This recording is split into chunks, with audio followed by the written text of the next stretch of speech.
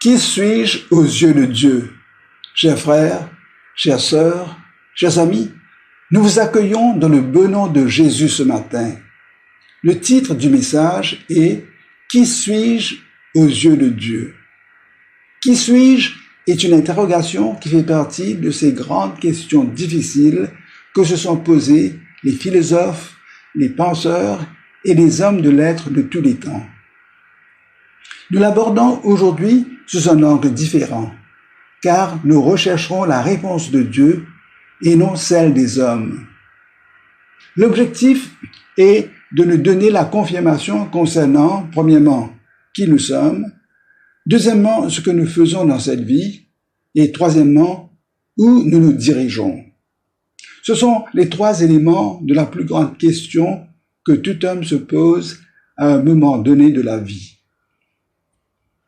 Il est réconfortant de savoir que dans la révélation avec un R majuscule, révélation telle que nous la lisons dans la Bible, nous avons un bon point de départ pour commencer notre réflexion concernant ces trois éléments, sans risque de nous écarter de l'essentiel, ni de nous perdre dans notre démarche ou de nous retrouver dans un tourbillon de confusion pour enfin crier « Je ne sais plus ».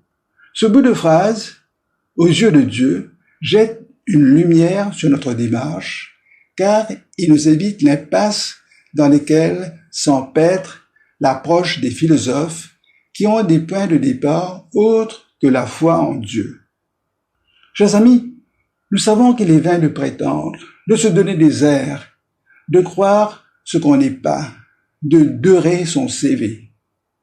Toute tentative de paraître va s'effondrer quand le vrai moi sera exposé.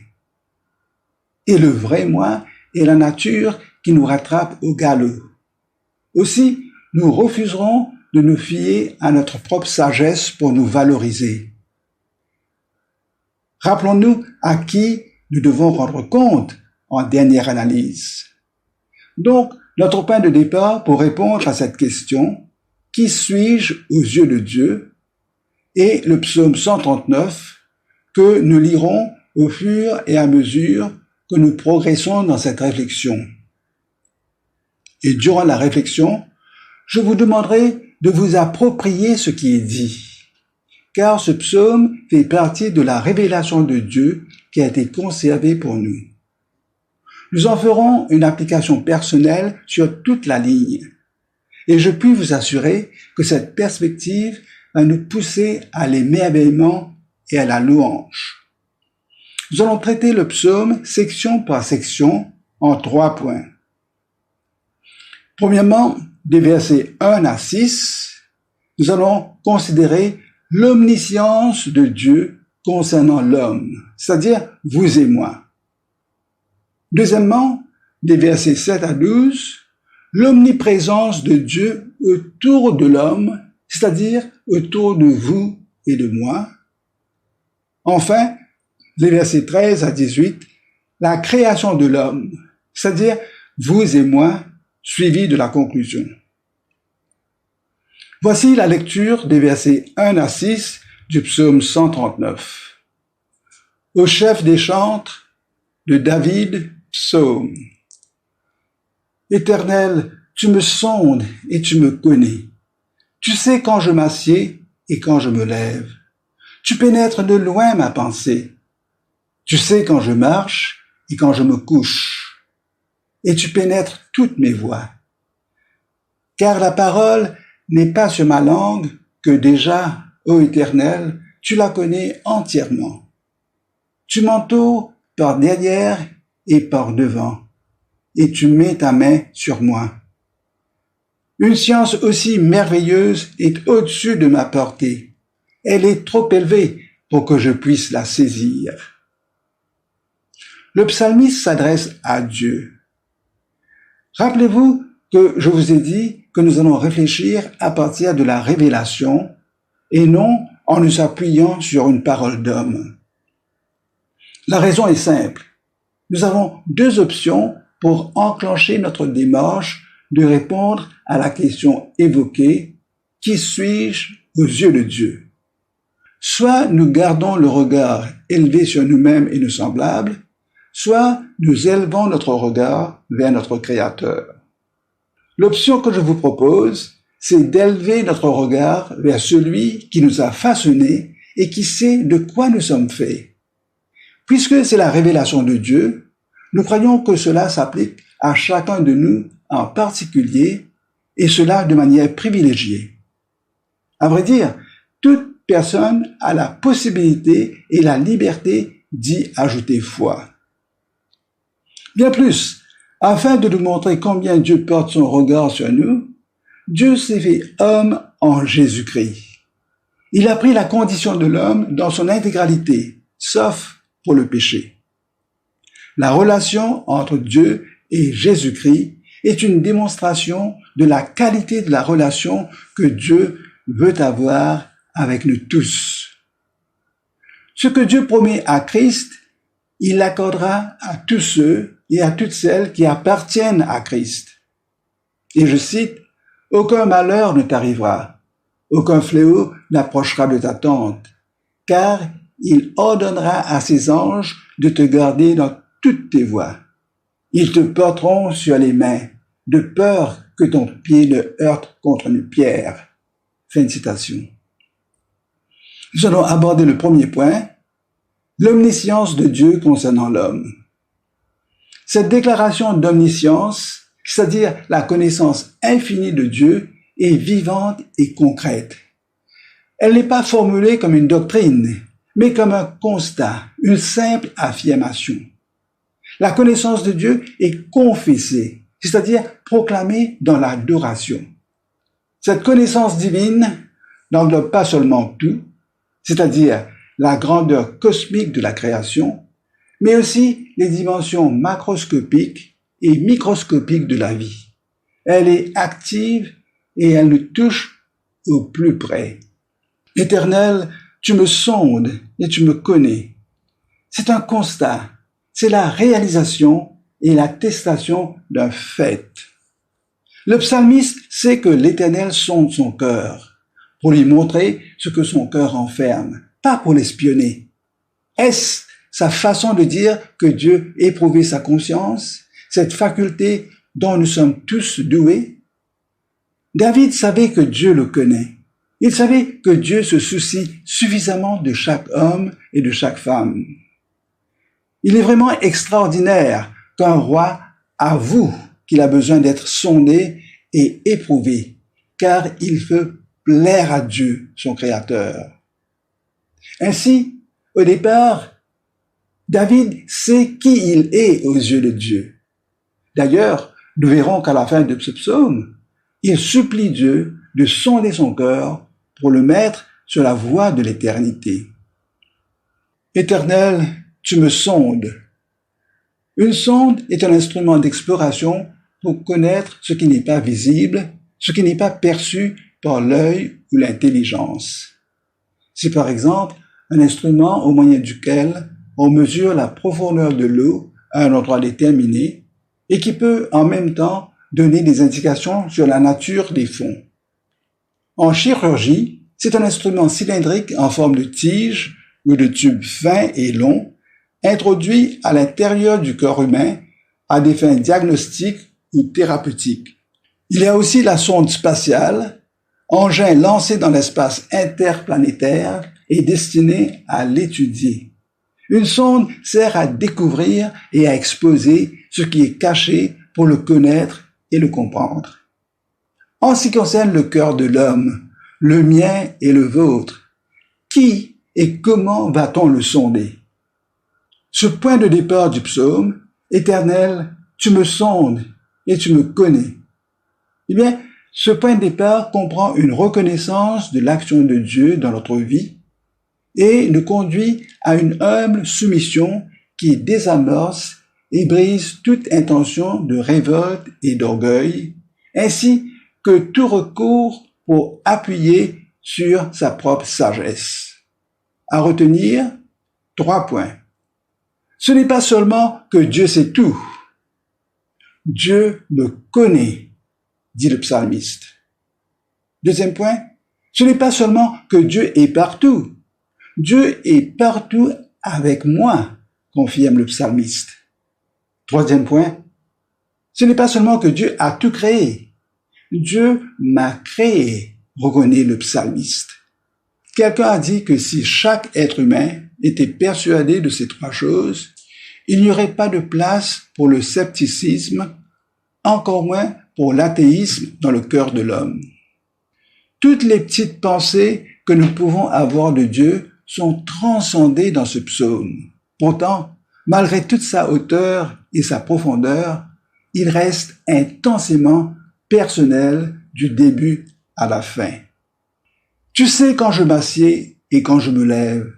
Tu sais quand je marche et quand je me couche. David dit que Dieu savait tout de lui, même les choses les plus quotidiennes, les plus ordinaires. Comme Jésus le dira plus tard, Dieu connaît le nombre de cheveux sur notre tête. Ces constats sont très réconfortants, car ils bannissent et chassent de notre cœur la pensée blasphématoire que Dieu nous a oubliée. Même ces choses anodines et occasionnelles sont l'objet d'une attention divine continue. Pénètre de loin ma pensée. Dieu ne connaissait pas seulement les moindres aspects de la vie quotidienne de David, il connaissait aussi ses pensées. Comme on dit, les arcanes, les secrets de notre cœur sont connus de Dieu. Dieu connaît nos paroles avant même que nous les prononcions, et rien de nous n'est caché au Dieu omniscient. Comme David l'a écrit, tu pénètres toutes mes voies.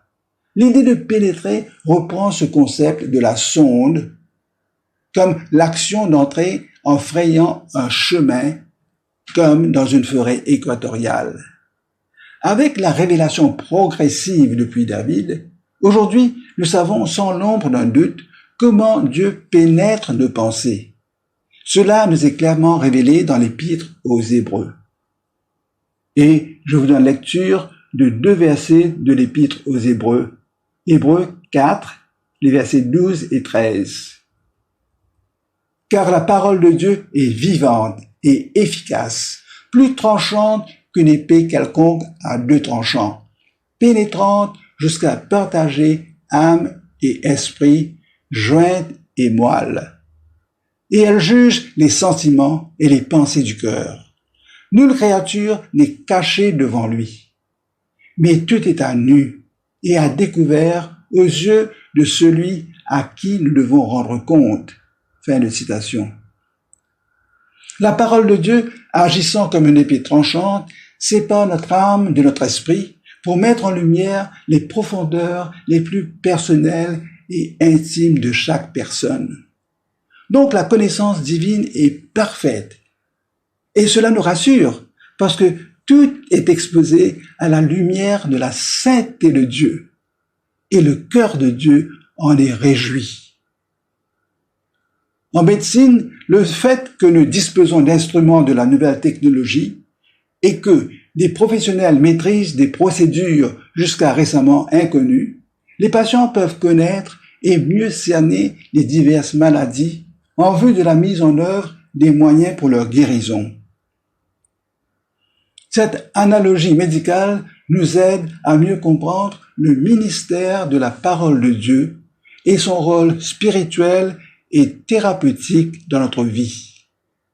Le fait que Dieu connaît chaque mot qui sort de ma bouche affectera mon discours, ma conversation et mes propos. Par conséquent, les disciples de Jésus-Christ ne vont pas tenir des propos qui déplaisent à Dieu. Ils sont prudents pour ne pas utiliser des paroles grossières ou impures, car ils se rappellent que Dieu entend et connaît chaque mot avant qu'il ne soit prononcé. Voici l'exhortation qui confirme la nécessité de la prudence dans notre conversation. Et je cite, « Au reste, frères, que tout ce qui est vrai, tout ce qui est honorable, tout ce qui est juste, tout ce qui est pur, tout ce qui est aimable, tout ce qui mérite l'approbation, ce qui est vertueux et digne de louange, soit l'objet de vos pensées. Tu m'entoures par derrière et par devant. » Le sens normal d'une « et » dans la Bible est une barrière de protection. Dieu a protégé David de chaque côté, de sorte que rien ne puisse arriver à David, à moins que cela ne passe d'abord par la permission de Dieu. Ce qui était vrai pour David est vrai pour tous ceux qui se confient en l'Éternel. Cela peut être très inconfortable de savoir que vous êtes toujours surveillé. On peut devenir nerveux et même paranoïaque si nous voyons des caméras vidéo nous surveiller à tout moment. L'idée de Big Brother n'a jamais été bien vue. Notre malaise reposerait sur le fait que nous doutons des intentions de ceux qui nous regarderaient. En revanche, l'enfant est réconforté qu'un parent aimant veille sur lui. Lorsque nous sommes confiants dans l'amour et les soins de Dieu notre Père, son regard constant sur nous est une consolation plutôt qu'une source de gêne ou d'inconfort. Tu mets ta main sur moi, comme pour la haie, c'est une expression de l'amour de Dieu, une expression de sollicitude de la peur de Dieu. Ce n'est pas la main de l'oppresseur, mais c'est la tendresse de la grâce. Une science, une connaissance aussi merveilleuse est au-dessus de ma portée, dit le psalmiste. David a compris que Dieu le connaissait mieux qu'il ne se connaissait lui-même. Une merveille qui l'élève à l'admiration et à l'humilité. Nous rejetons parfois ce que Dieu et sa parole disent de nous et de notre condition, surtout quand son esprit nous convainc de quelque chose qui ne nous plaît pas. Or, nous devons reconnaître que Dieu nous connaît mieux que nous-mêmes. La connaissance de Dieu en ce qui me touche est trop merveilleuse. Je ne peux pas la saisir. Je peux à peine supporter d'y penser. Cela me dépasse. J'en suis étonné. Une telle connaissance dépasse non seulement ma compréhension, mais même mon imagination. Cependant, chers amis, il est regrettable que certains, doués de grande intelligence et capables de comprendre des merveilles, qui ne sont en réalité qu'une partie infime de la création, eh bien, ils ont choisi d'adopter des raisonnements hypothétiques qui ne sont pas défendables et qui butent contre la logique de la création qui est l'œuvre de Dieu. De ce fait, ils se sont enlisés dans le trou de l'illogisme, de l'absurde et du nihilisme. Leur intelligence d'homme naturel, aveuglée par le Dieu de ce siècle, les prive de la lumière de la parole de Dieu. À la fin de ce premier point sur « Qui suis-je aux yeux de Dieu ?», la réponse « Je suis l'objet de la connaissance intime et de l'attention particulière de Dieu ». Nous allons passer au deuxième point, l'omniprésence de Dieu autour de l'homme. Nous allons lire les versets 7 à 12 du psaume 139. Où irai-je loin de ton esprit, et où fuirai-je loin de ta face?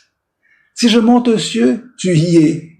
Si je me couche au séjour des morts, t'y voilà. Si je prends les ailes de l'aurore et que j'aille habiter à l'extrémité de la mer, là aussi ta main me conduira et ta droite me saisira. Si je dis, au moins les ténèbres me couvriront, la nuit devient lumière autour de moi. Même les ténèbres ne sont pas obscures pour toi. La nuit brille comme le jour et les ténèbres comme la lumière. Où irai-je loin de ton esprit? David a considéré la vérité que Dieu est présent partout et qu'il n'y a aucun coin, aucune dimension de l'univers qui lui est caché. Le paradis n'est pas trop haut, ni le séjour des morts trop bas. Dieu est partout. Dans cette section, le psalmiste rassemble l'omniscience de Dieu et son omniprésence. Le psalmiste n'est pas un fugitif qui essaie d'échapper à Dieu, mais il amplifie encore le fait que la connaissance de Dieu est au-delà de la capacité des humains à la saisir. La connaissance ou le discernement de Dieu ne peut jamais être limité à un endroit particulier, car la souveraineté de Dieu s'étend à tout l'univers créé. Le psalmiste parle de Dieu comme d'une personne présente partout dans la création. Mais en même temps, il est distinct de la création. Dieu est partout, mais rien ne peut le contenir ou le limiter, car il est infini, existant d'éternité en éternité. Cette affirmation démolit l'idée du panthéisme. Dieu est partout, mais il transcende toute la création. La présence de la gloire de Dieu est dans le ciel. La présence de son pouvoir est sur la terre. La présence de sa justice est en enfer. Et la présence de sa grâce auprès de son peuple. Si je me couche au séjour des morts, t'y voilà. David n'a pas décrit ce que nous considérons normalement comme l'enfer, la géhenne ou les temps de feu. Le mot hébreu ici est Sheol, qui a normalement le sens de la tombe ou par implication le séjour des morts, le Hadès. Le ciel est le siège de la gloire de Dieu, la création, la scène de sa providence, et la tombe elle-même sera le théâtre de sa puissance de la résurrection. Les ailes de l'aurore, c'est peut-être une référence à la diffusion et à la vitesse de la lumière lorsqu'il remplit le ciel du matin d'est en ouest. La lumière elle-même ne peut pas excéder la présence ni la connaissance de Dieu. Là aussi, ta main me conduira. Il n'est pas persécuté par Dieu, mais il est conduit par Dieu. David était tellement assuré de la présence constante de la main d'amour de Dieu et des soins de Dieu que même la mort et la tombe ne pouvaient le séparer de l'amour de Dieu. Comme l'apôtre Paul le confirme dans l'épître aux Romains.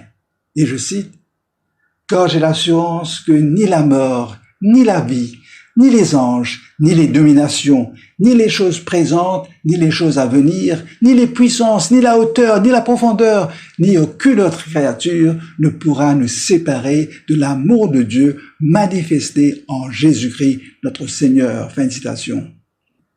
Même les ténèbres ne sont pas obscures pour toi.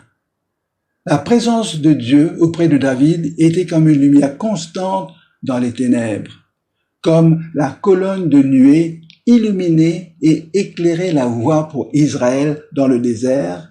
Ainsi, la présence de Dieu brille dans la nuit comme le jour. Les ténèbres pourraient en effet nous cacher, nous et nos actes, de la vue des hommes. Mais la présence divine, comme celle du soleil, change la nuit en jour et rend toute chose manifeste devant Dieu. Les ténèbres sont lumière pour lui et pas une cachette. À la fin de ce deuxième point, qui suis-je aux yeux de Dieu?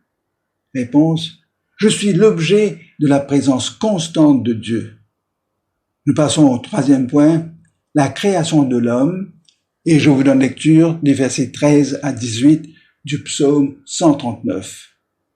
Chers amis, je vous rappelle que nous faisons nôtre tout ce que nous révèle ce psaume. Voici la lecture de la troisième section qui, à mon humble avis, est le point le plus beau, le plus élevé de ce psaume. Et je cite, « C'est toi qui as formé mes reins, qui m'as tissé dans le sein de ma mère. Je te loue de ce que je suis une créature si merveilleuse. Tes œuvres sont admirables et mon âme le reconnaît bien. Mon corps n'était point caché devant toi lorsque j'ai été fait dans un lieu secret, tissé dans les profondeurs de la terre. Quand j'ai été qu'une masse informe, tes yeux me voyaient et sur ton livre étaient tous inscrits les jours qui m'étaient destinés avant qu'aucun d'eux existât. Que tes pensées, ô Dieu, me semblent impénétrables, que le nombre en est grand. Si je les compte, elles sont plus nombreuses que les grains de sable. Je m'éveille et je suis encore avec toi. C'est toi qui as formé mes reins, le Dieu omniscient, celui qui possède toute connaissance, et le Dieu omniprésent, par sa présence constante, a pris soin de le former personnellement, nous affirme le psalmiste par cette parole révélée. Le psalmiste parle du fait que Dieu l'a tissé dès sa conception dans le sein de sa mère.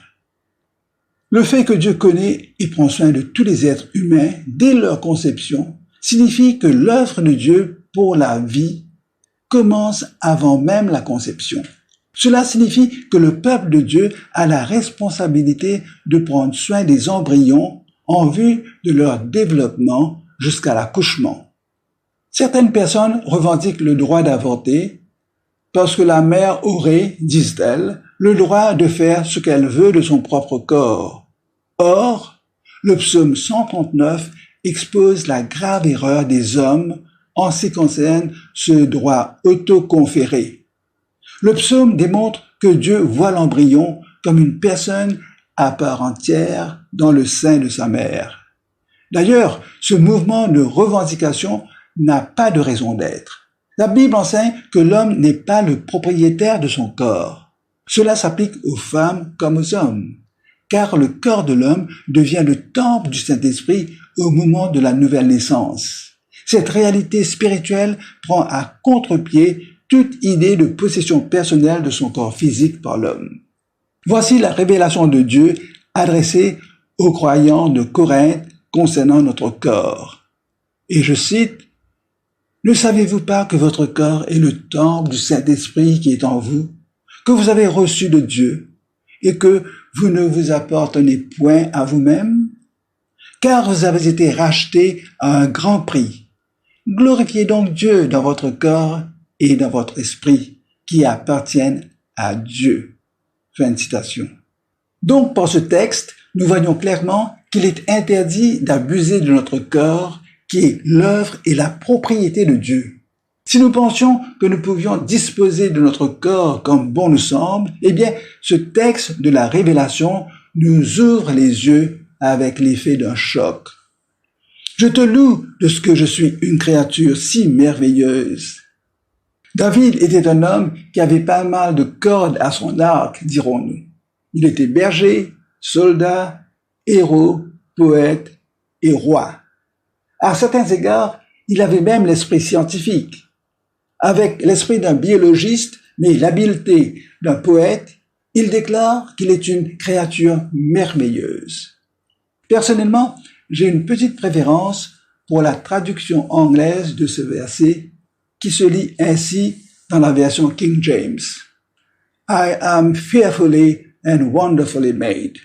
Cette tournure de phrase englobe la singularité et la dimension merveilleuse de l'être humain, mais aussi la révérence devant la splendeur de cette créature, ainsi que la crainte de l'Éternel, c'est-à-dire le respect envers le Créateur pour son acte de création. Cet émerveillement nous inspire la louange à Dieu. Cette révélation démolit toute hypothèse de l'évolution par la sélection fortuite. L'homme est et demeure le chef-d'œuvre de la création. Deux confirmations de cette affirmation. La première, c'est la réalité de l'incarnation, c'est-à-dire Dieu qui prend la même forme que nous en la personne de Jésus-Christ, mais sans péché. La seconde confirmation est, à mon avis, la fresque magistrale de la création d'Adam, inspirée du livre de la Genèse, peinte par Michel-Ange et qu'on peut admirer sur la partie centrale de la voûte du plafond de la chapelle Sixtine. L'articulation et le fonctionnement du corps humain sont tout simplement époustouflants dans sa conception et sa création. Nous en savons aujourd'hui bien plus que David sur la façon dont nous sommes faits. Et cela devrait nous inspirer plus de crainte et de louange envers Dieu.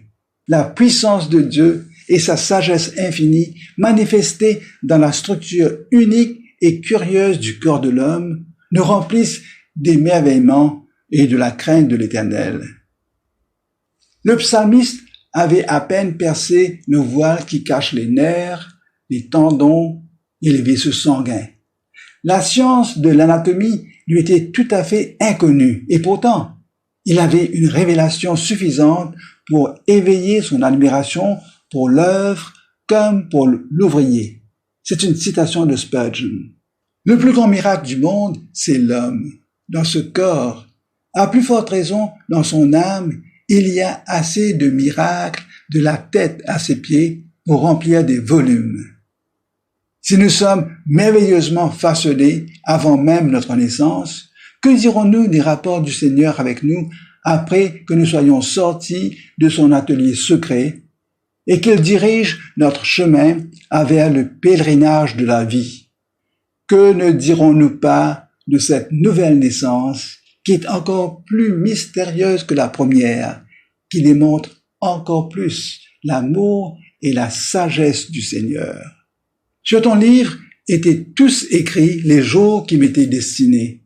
La parfaite connaissance de Dieu ne s'étendait pas seulement au passé, mais avant la naissance de David. Et cela s'étend également au futur. Et Dieu connaissait les jours de David comme s'ils avaient été écrits dans un livre.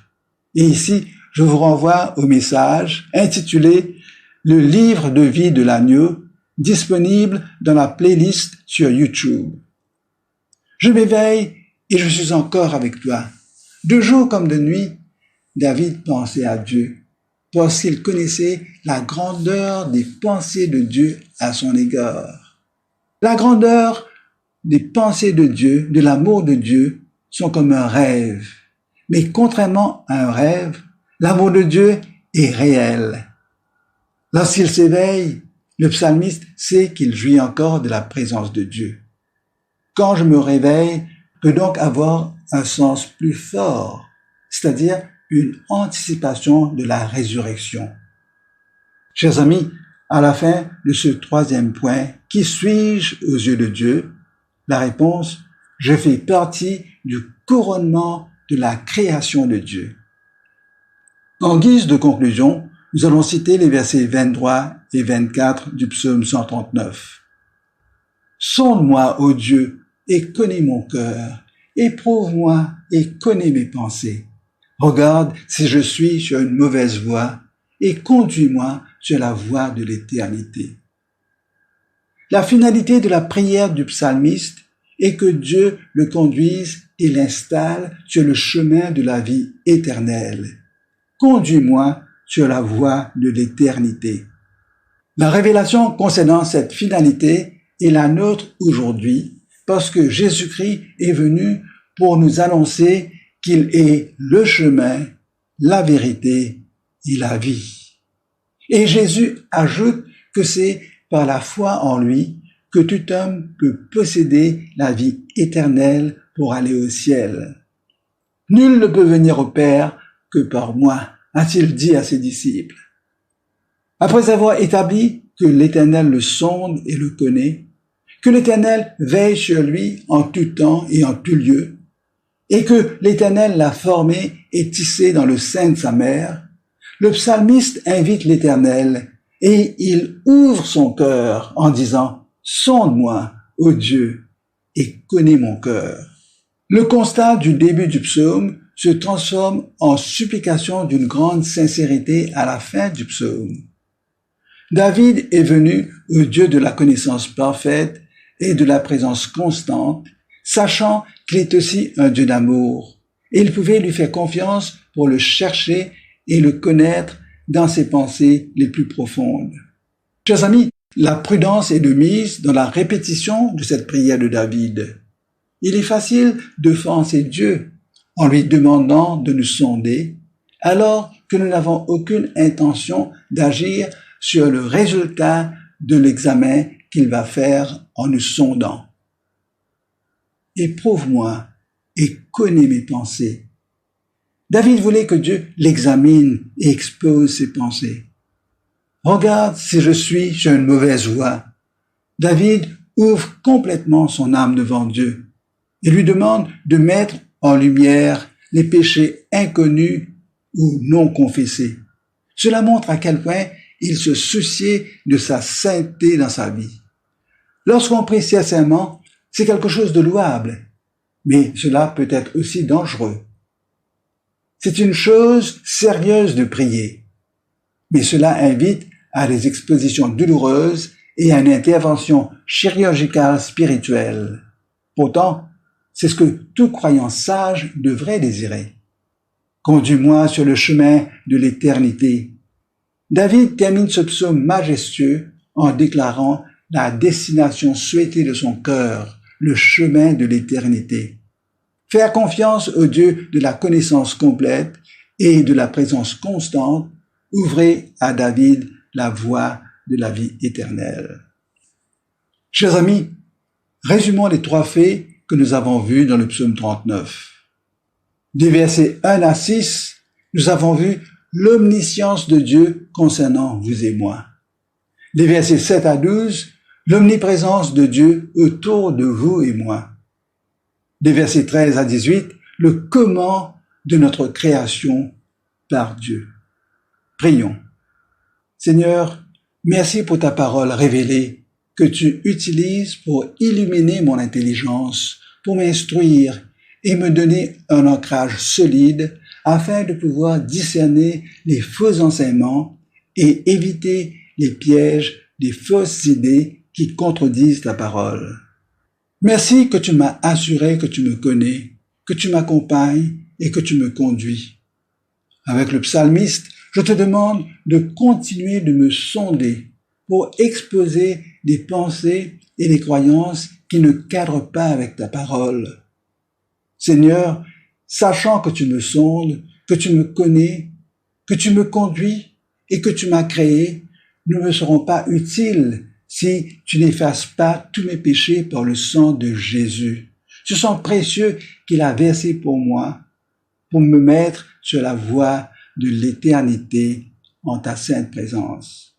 Aussi, ma prière est que tu mettes dans mon cœur la foi pour croire que Jésus est le Messie qui a donné sa vie pour mes péchés et qu'il a pris en son corps la condamnation et la punition que je mérite. Enlève de mon intelligence le voile qui m'aveuglait et fais briller dans mon cœur la lumière de la bonne nouvelle qu'en acceptant Jésus comme mon Sauveur et Seigneur ressuscité, tu m'accordes la nouvelle naissance, le pardon de mes péchés et la vie éternelle. Je te prie dans le nom puissant de Jésus-Christ. Merci. Chers amis, merci de votre attention. Vous pouvez toujours avoir accès à la version PDF des messages en suivant le lien affiché au bas de la vidéo.